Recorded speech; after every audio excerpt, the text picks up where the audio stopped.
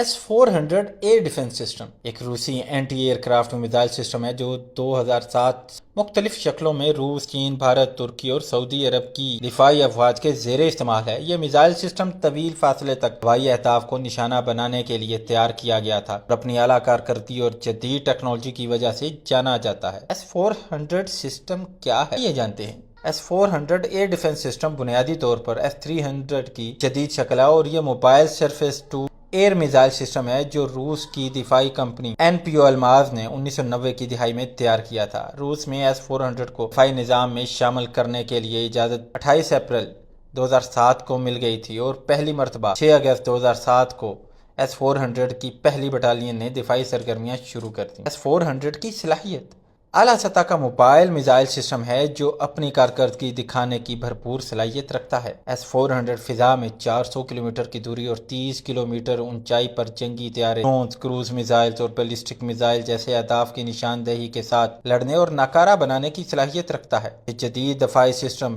Bake वक्त 300 अहदाफ की निशानदेही कर सकता है और 36 हमलों से निमट सकता है। S-400 में 360 डिग्री निगरानी और नजर ना आने वाले जंगी जहाज का सुराग लगाने और इसके खिलाफ मुदाफियत के लिए 96L6E जैसे जदीद रडार भी नस्ब होते हैं। इसी तरह यह दफाई पहलू से S-300 DOR और पेंस्टर जैसे सिस्टम्स को भी समो सकता है।